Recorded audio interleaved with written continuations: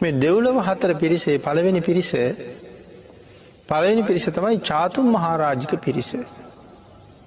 කාටද මේ චාතුම් මහරජික පිරිස කියලා කියන්නේ? සතරවරන් දෙවියන්ට සහ උන්වහන්සේලා යටතේ ඉන්න පිරිස.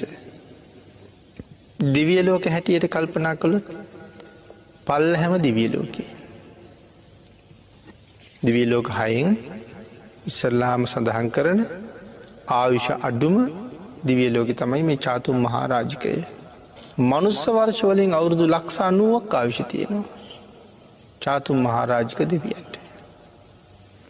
එතකොට එහි බලවත්ම පිරිස තමයි මේ 4 වරන් දෙවිවරු.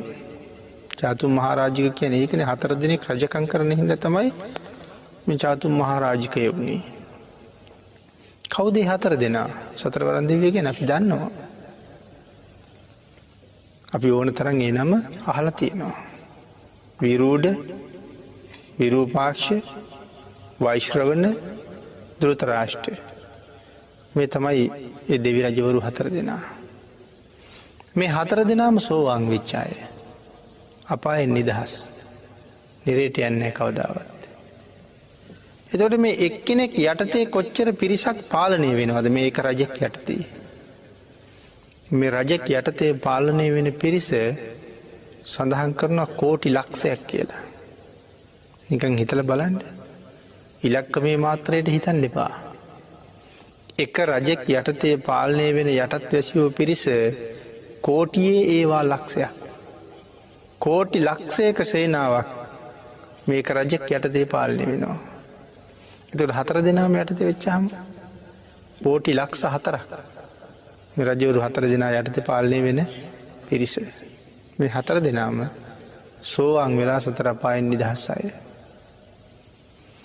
ඊටාම ඉහළ බලයක් තියෙන අය. මේ 4 වරන් දෙවියන්ගෙන් එක්කෙනෙකුට තියෙන බලය මෙච්චරයි කියලා අපිට මුළු ජීවිත කාලයවත් හිතලා ඉවර කරන්න බෑ.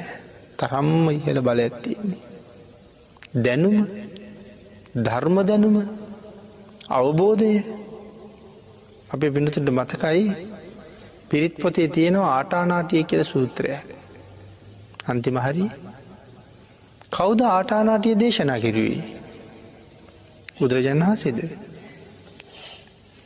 ආටානාටිය සූත්‍රයේ දේශනා කරන්නේ මේ වෛශ්‍රවණ කියන දිව්‍ය රාජයා. වෙසමුණි යක්ෂයන්ට අධිපතිය. අපේ බුදුරජාණන් වහන්සේ ගිජ්ජකූට පර්වතයේ වැඩ ඉන්න කාලේ දඹදිව වන්දනාවේ ගියා නම් අපිට පෙන්නනවා අතන තමයි ආටානාටිය දේශනා කළේ කියලා.